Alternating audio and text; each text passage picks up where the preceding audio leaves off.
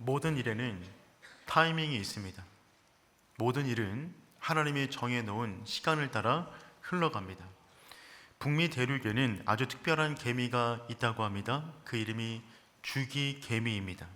주기별로 태어난다 그래서 제가 개미라고 그랬나요? 매미입니다. 이 매미는 무려 17년 동안 땅속에 살아가다가 17년 만에 땅 위로 올라옵니다. 17년 동안 땅속에 살아갈 때 그 매미가 죽었는지 살았는지 아무도 알지 못합니다. 그런데 17년쯤 되는 날 땅속 깊이가 20cm 되는 지점에 온도가 섭씨 18도가 되었을 때 일제히 수천 마리에서 수억 마리 매미가 한꺼번에 올라옵니다. 그리고 그 순간 가운데 올라와서 3주와 4주 동안 짝짓기를 하고 죽게 됩니다. 하루라도 먼저 올라오면 추위 때문에 죽을 수 있고, 늦게 올라오면 짝짓기를 하지 못하여 의미를 못 찾는다고 합니다. 그런데 그 17년 만에 올라오는 그 때를 누가 정하셨습니까?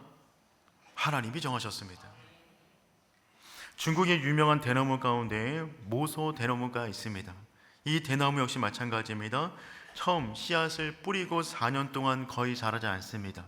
자라는 크기가 고작 3cm 밖에 되지 않습니다. 그런데 4년을 지나는 동안 대나무는 뿌리가 땅속으로 깊게 내려집니다. 그리고 5년째가 되었을 때 무려 하루에 30cm까지 성장하여 6주 만에 15m가 넘어갑니다. 이 모든 성장의 때를 누가 정하셨습니까? 하나님이 정하셨습니다. 모든 때와 시간을 하나님께서 조절하신 줄 믿습니다. 요즘에 때수감 보니까 이런 문구가 적혀져 있더라고요. 다 때가 있다. 여러분, 그러니까 매미도 대나무도 사람도 다 자기 때가 있는 법입니다. 늦는 것은 없습니다. 모든 만물을 주관하시는 하나님께서 가장 아름다운 때에 그 인생들을 꽃피우게 만드십니다. 그래서 성경은 이렇게 선언합니다. 전도서 3장 1절 말씀 우리 함께 읽어보겠습니다.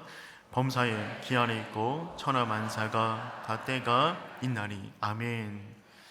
범사에 기한이 있고 다 때가 있는데 그 모든 것을 하나님께서 주관하십니다. 이것을 정말 믿을 수 있는 우리 모두가 될 수 있기를 축복합니다. 다른 사람과 비교하여 내 인생이 조금 빠르다 늦다 이것에 흔들리지 않았으면 좋겠어요.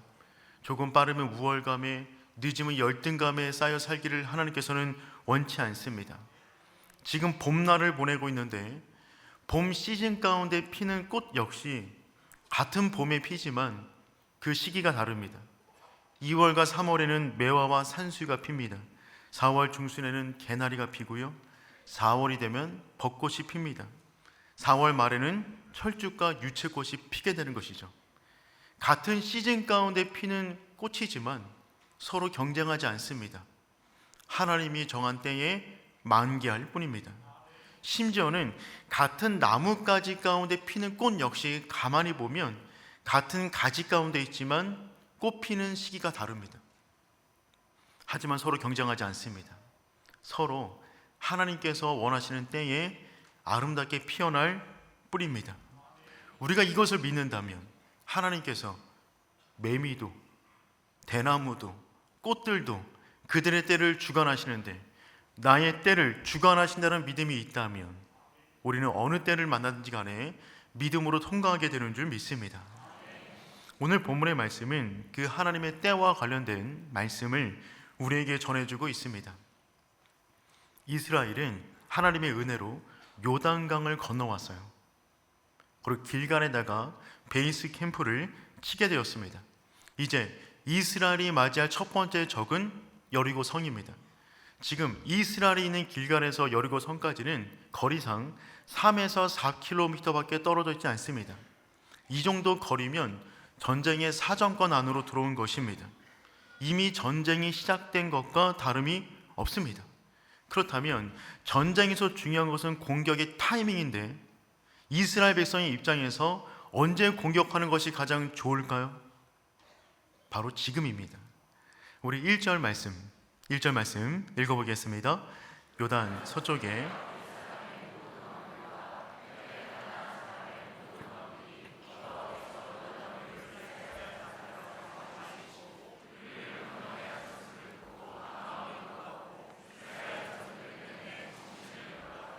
아멘. 가나안 사람들은 아마 이스라엘 백성이 절대로 요단강을 건너지 못할 것이라고 생각했을 것입니다. 그때는 우기였어요. 요단강이 범람하고 있습니다. 누구보다 요단강에 대해서 잘 알고 있었던 가나안 사람들은 절대로 넘지 못할 거라고 생각했을 것입니다.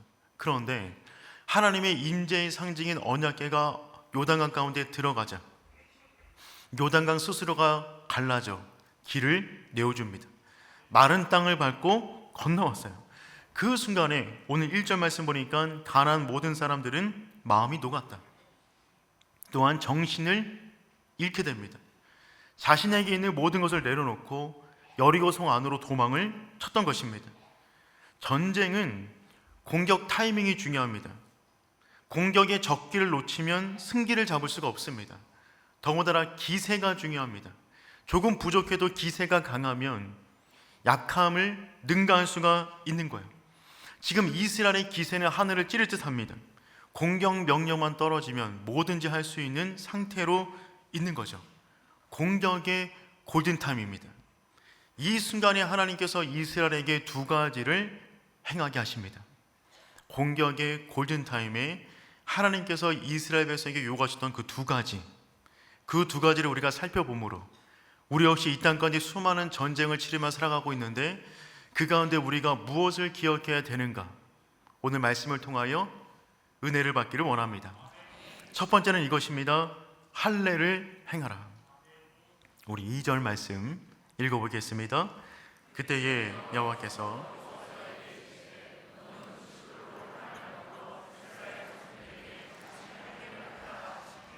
아멘.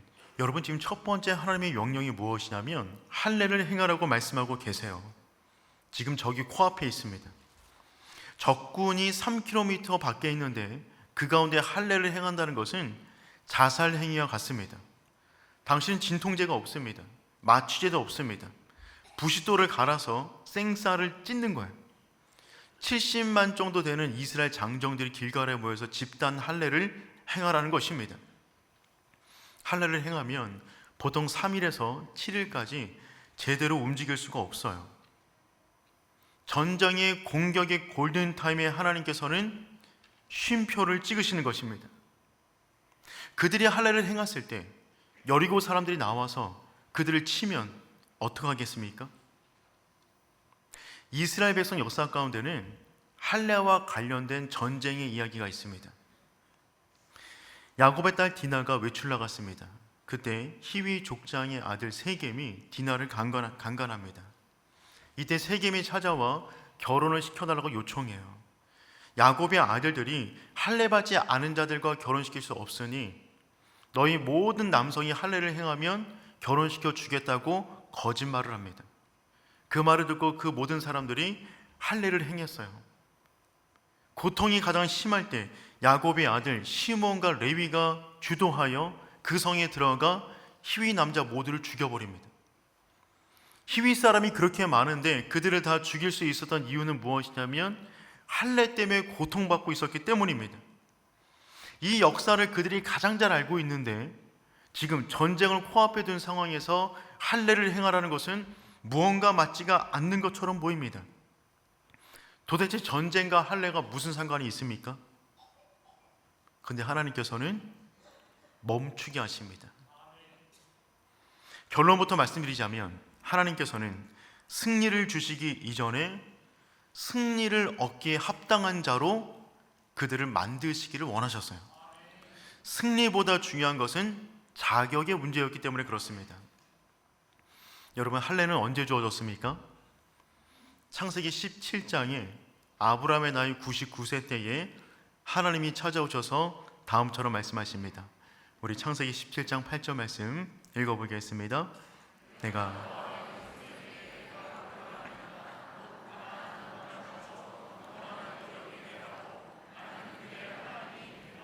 아멘. 아브라함의 나이 99세 때에 찾아오셔서 내가 너에게 가나안 땅, 지금 이스라엘 백성이 들어온 그 땅을 내가 너에게 영원히 주어 기업이 되게 하겠다라고 약속하셨어요. 그리고 이 약속의 확실함을 알려주기 위하여 언약을 하나 맺으십니다. 그 내용이 10절 말씀인데 창세기 17장 10절 말씀 읽어보겠습니다. 너희 중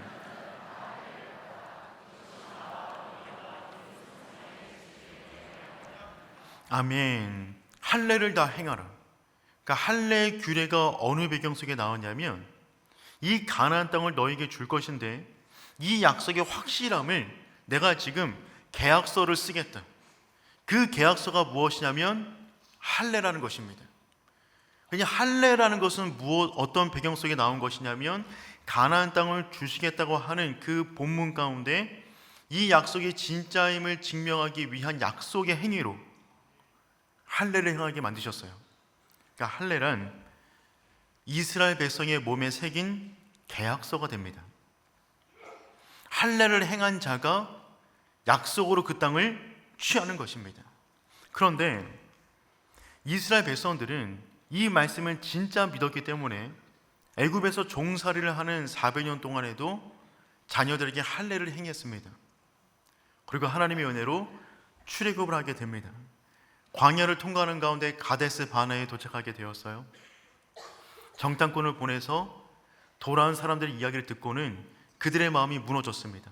그리고 그들이 한 말을 따라서 그들은 광야 가운데로 다시 돌아가 40년 동안 돌면서 그들의 부모 세대가 전부 다 죽게 되죠. 그들의 부모 세대가 죽은 이후에 태어난 출애굽 2세대, 그 세대들은 광야를 통과하는 가운데 할례를 행하지 못했습니다. 왜냐하면 광야길은 계속해서 이동해야 됩니다. 할례를 행할 수가 없었어요. 더군다나 고온의 지역에서 할례를 행하면 위험하기 때문에 지금 가나안 땅에 들어온 이스라엘 모든 사람들은 할례를 받지 못한 사람들이었습니다. 그 내용을 4절과 5절에서 설명하고 있어요. 우리 4절과 5절 읽어보겠습니다.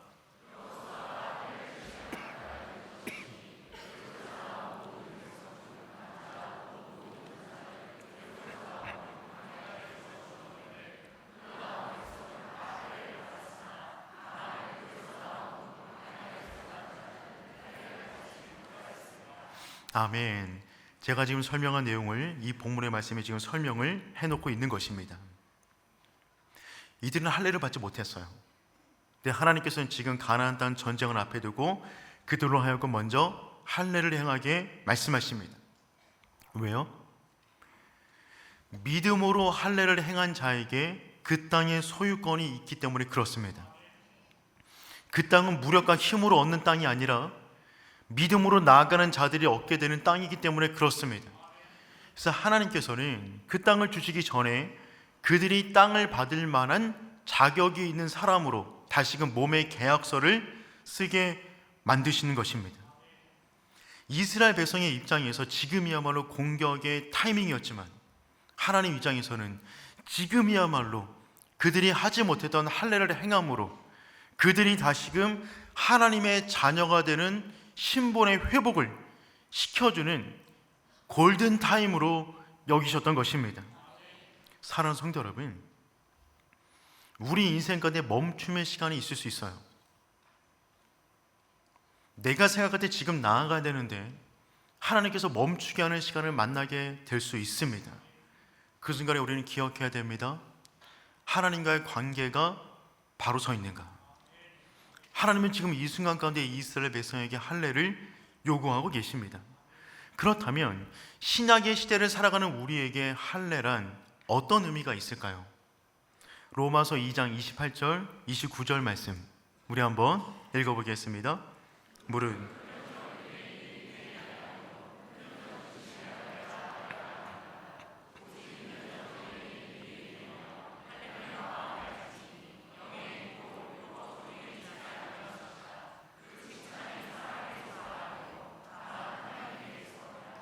아멘. 구약 시대는 육체의 할례를 행했지만 신약 시대에는 육체의 할례가 중요한 것이 아니라 마음의 할례가 중요하다라고 말씀하십니다.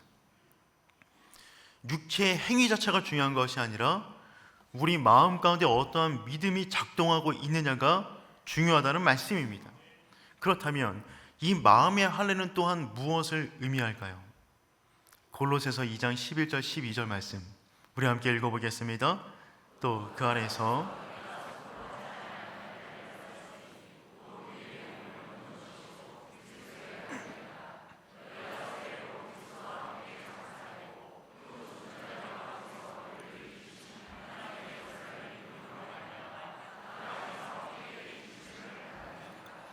아멘. 그러니 한번 정리해 보도록 하겠습니다.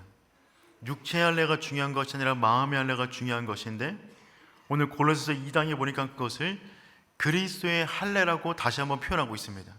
근데 그것이 무엇이냐면 12절에 보니까 세례다. 세례라는 행위 자체가 중요한 것이 아니라 그것이 담고 있는 의미가 중요한 것인데, 그것은 무엇이냐면 예수로 죽고 예수로 살아나는 믿음을 말하는 것입니다. 그러므로 할례란 무엇입니까?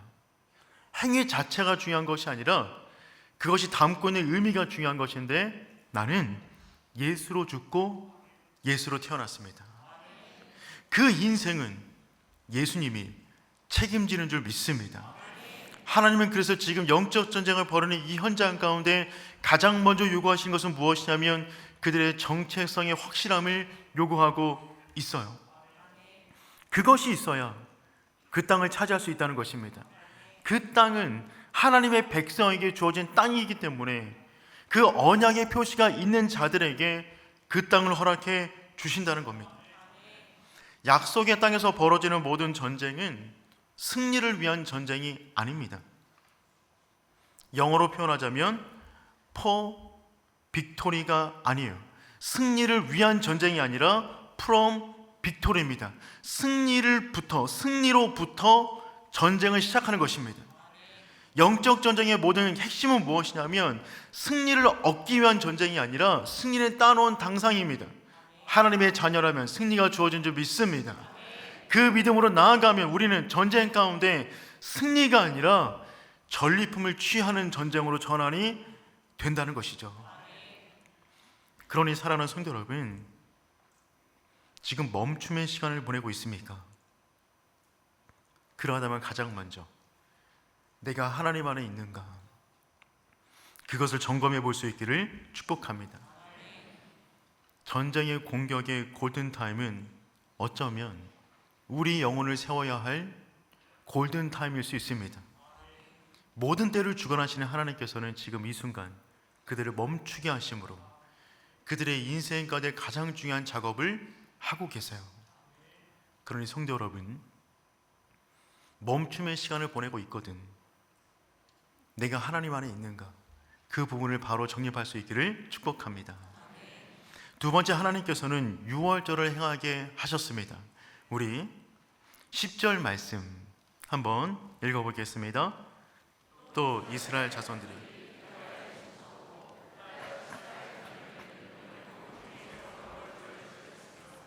아멘. 할례를 행한 이후에 두 번째 의식으로 유월절을 행하게 하셨어요. 하나님 모든 것을 시간에 따라 순리대로 이끌어 주세요. 여러분, 유월절은 누가 지킬 수 있는 거냐면 율법에 의하면 할례를 받은 사람만 유월절을 행할 수 있습니다. 그러니 이제 이들이 할례를 받았기 때문에 유월절을 행하는 것입니다. 출애굽 2세대들은 광야를 통과하는 가운데 할례를 받지 못했어요. 그 말은 유월절도 지킨 적이 없단 말입니다. 그들의 부모 세대는 유월절을 통하여 출애굽을 경험했어요. 그런데 이들은 할례도 받지 못했고 유월절도 경험하지 못했어요. 그래서 하나님께서는 전쟁 초입에서 그들로 하여금 두 번째로 유월절을 행하게 만드십니다. 왜요? 유월절은 어떤 날입니까? 출애굽기 12장 13절 말씀 우리 한번 읽어보겠습니다. 내가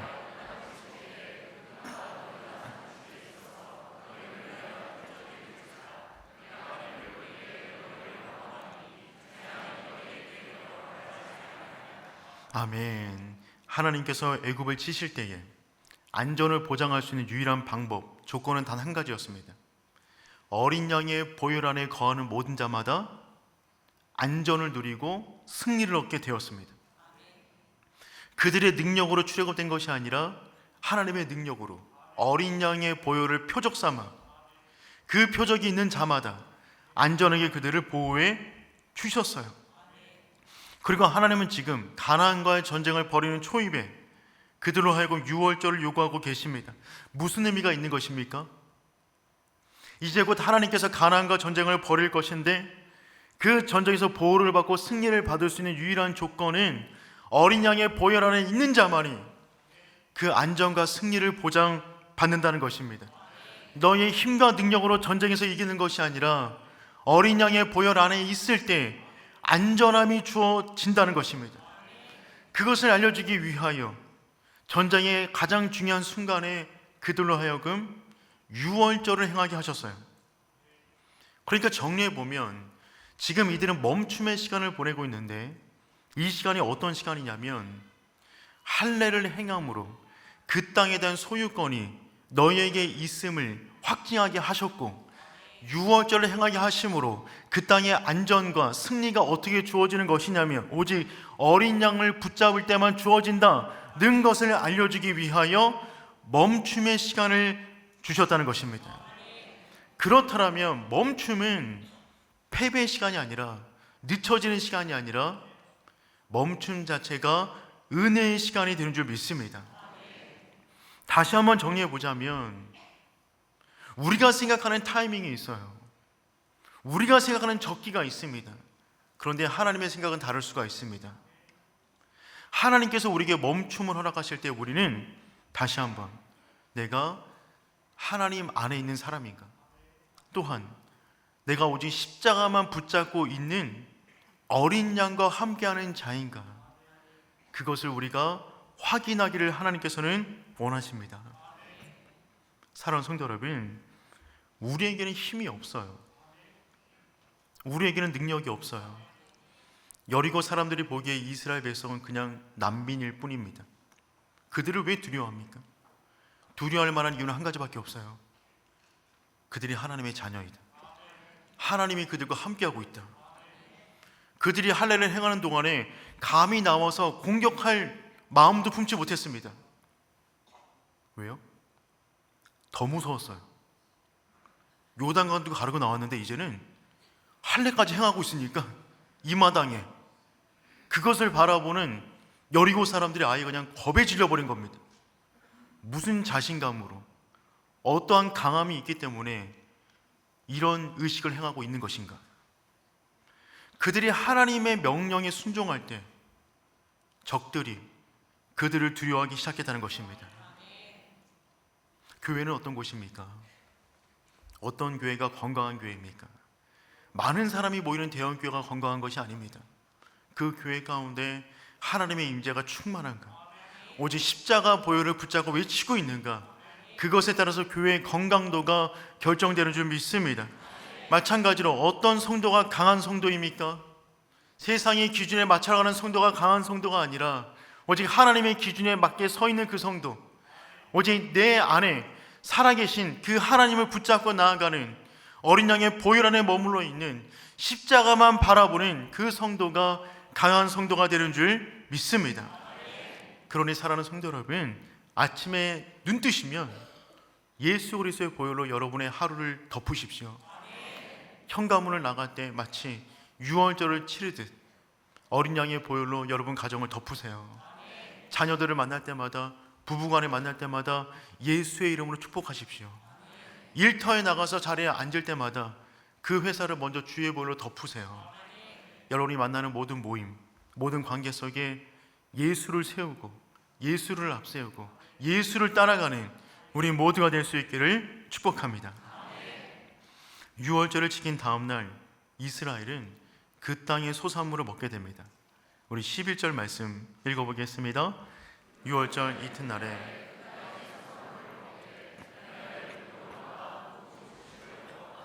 아멘. 유월절을 지킨 그 다음 날 그 땅의 소산물을 먹게 되었어요. 여러분 생각해 보세요. 이들은 38년 동안 만나만 먹었습니다. 세상의 음식이 만나가 전부인 줄 알았어요. 근데 그 땅에 들어와서 하나님이 말씀하신 대로 젖과 꿀이 흐르는 땅에 곡식을 가지고 음식물을 먹은 것입니다. 아니 그런데 이스라엘 백성이 한 200만쯤 되는데 그들이 충분히 먹을 만한 곡식이 어디 있습니까? 이제 막 그들이 들어왔는데요, 그 곡식을 어디서 얻었겠어요? 1절 말씀에 힌트가 있습니다. 우리 1절 말씀 다시 한번 읽어보겠습니다. 요단 서쪽에 아모리 사람의 모든 왕들과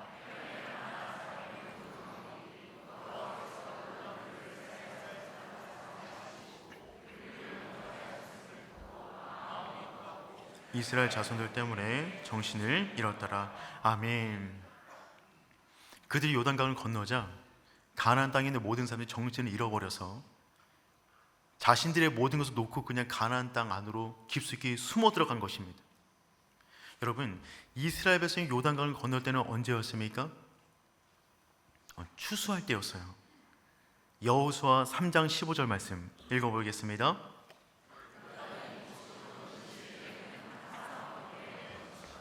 아멘. 이들은 곡식을 거두는 시기에, 요단강이 범람하는 시기에 요단강 앞에 서게 됐습니다. 아니 왜 하나님께서는 요단강이 건너기 편한 건기 때 그들을 인도하지 않으시고 왜 물이 범람하는 우기 때, 곡식을 거둘 때 그들을 인도하셨을까요? 하나님 참 때 이상하다, 하나님 타이밍 참 나랑 안 맞다, 이런 마음이 들었는지 모르겠지만 건너고 보니까 이해가 되는 것입니다. 건너고 보니까 먹을 게 너무 많은 거예요. 그 모든 적들이 간담이 녹아서 전부 다 숨어 들어간 것입니다.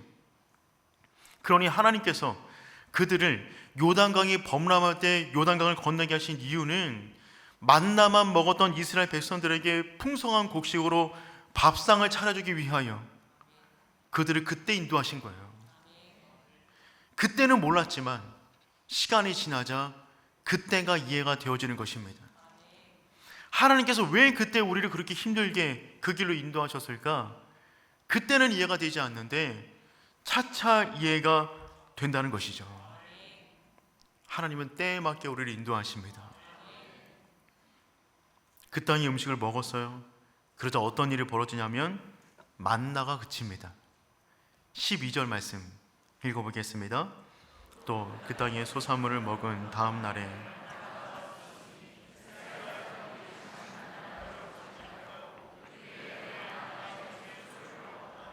아멘. 여러분 보십시오. 하나님은 정말 세밀하세요.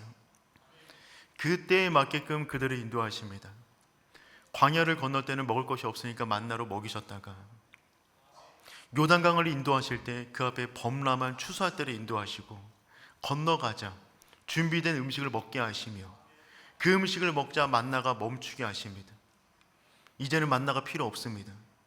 그 땅 안에 씨앗을 뿌려 경작하여 그 땅의 음식을 먹을 수 있기 때문에 그렇습니다. 때에 맞게 그들을 인도하셨다는 말입니다. 만나가 그치자 구름 기둥과 불 기둥도 사라졌어요. 이스라엘 백성 입장에서는 처음 보는 이상한 일이었습니다. 그들은 태어나서 한 번도 만나가 떨어지지 않는 것을 경험한 적이 없어요. 구름 기둥과 불 기둥이 사라진 것을 본 적이 없어요. 우리식으로 말하면 태양과 달이 늘 뜨었는 것입니다. 그게 갑자기 사라진 거예요. 얼마나 두려웠을까요? 이제 우리 인생을 누가 인도하는가, 우리를 누가 먹이시는가에 대한 불안감이 왜 없었겠습니까? 그래서 하나님께서 그 순간에 잠시 멈추어서 할례와 유월절을 행하게 하신 것입니다. 눈에 보이는 구름 기둥과 불 기둥은 없지만 너희 몸에 다시 한번 언약을 새겨 놓았으니 내가 너와 함께한다. 어린 양의 보혈 안에 거하고 있으면 너희는 안전할 것이다. 새로운 땅에 들어가는 새로운 삶의 방식을 알려주기 위하여 그들에게 멈추게 하시고 중요한 의식을 치른 다음에 그 땅 안으로 넣으시는 것입니다. 사랑하는 성도 여러분, 하나님은 세밀하게 우리 인생의 때를 조절하십니다. 그 믿음이 있기를 축복해요. 오케스트라 연주를 할 때 휴지부가 있습니다. 쉬는 공간이 있어요. 멈추는 순간입니다. 아직 연주가 끝나지 않았는데 갑자기 중간에 다 멈추는 시간이 있어요. 그 멈춤은 끝난 것이 아닙니다. 그 멈춤 자체가 멈춤으로 연주하고 있는 거예요. 멈출 때 모든 단원들은 속으로 박자를 셉니다. 박치가 나오면 안 됩니다. 음악 다 깨집니다.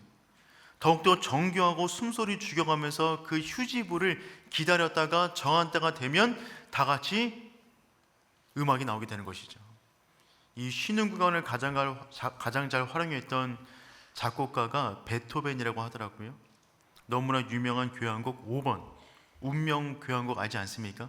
우리가 아무리 몰라도 이거는 다 알고 있는 것 같은데, 음악이 갑자기 나오다가 갑자기 확 멈춥니다. 끝난 건가? 빠바바밤. 끝난 건가? 빠바바밤. 휴지부는, 멈춤은 더 크고 아름다운 소리가 나오기 전에 기다림의 순간이 되는 것이죠. 사랑하는 성도 여러분, 지금 잠시 멈추셨습니까? 하나님이 곧 놀라운 일을 행하실 것입니다. 멈춤은 은혜의 시간이에요.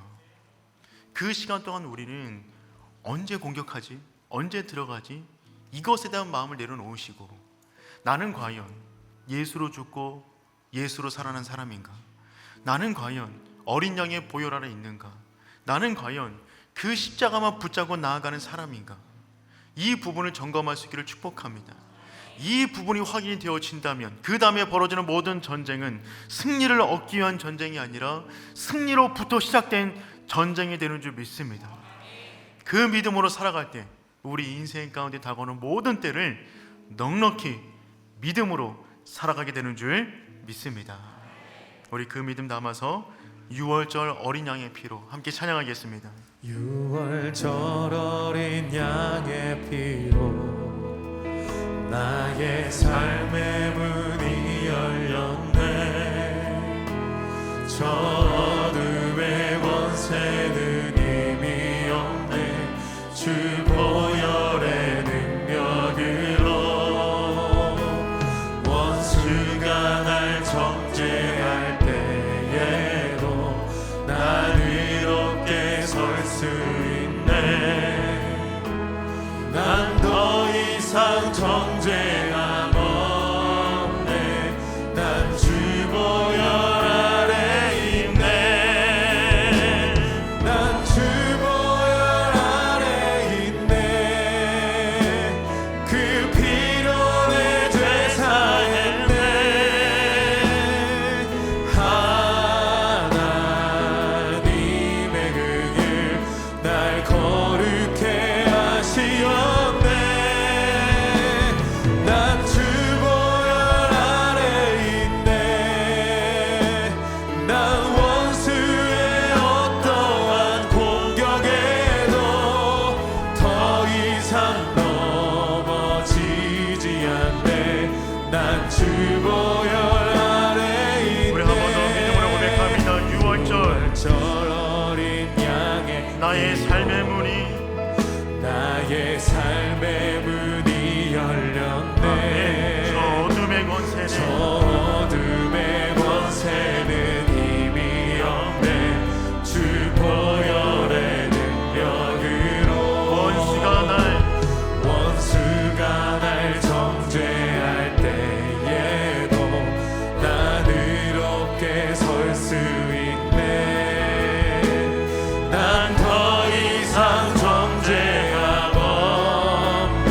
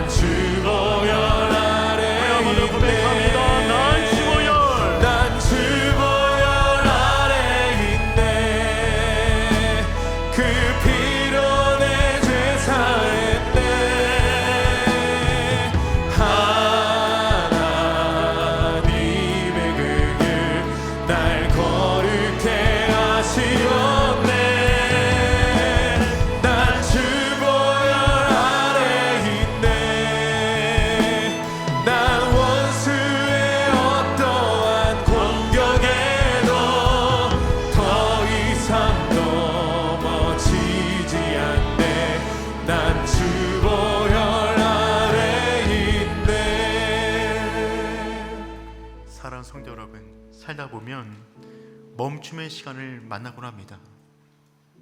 빨리 나아가야 되는데, 길이 열려야 되는데 멈춰야 되는 순간들을 만나게 돼요. 근데 그 순간에 기억하십시오. 멈춤이 은혜입니다. 하나님은 우리에게 보다 중요한 문제들을 회복시키기를 원하실 수가 있어요. 우리는 과연 하나님의 백성으로 분명한 정체성을 갖고 있습니까? 우리는 마음의 할례를 받은 자들입니까? 예수를 죽고 예수로 살아가고 있습니까? 우리는 십자가를 붙잡고 있습니까? 이 두 가지가 정리되지 않은 상황 가운데 벌어지는 모든 전쟁은 우리를 찌르는 전쟁이 되는 것입니다.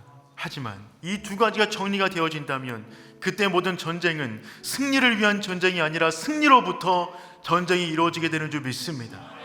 우리 두 가지 놓고 기도하도록 하겠습니다. 하나님, 내 마음의 할례를 행하여 주시옵소서.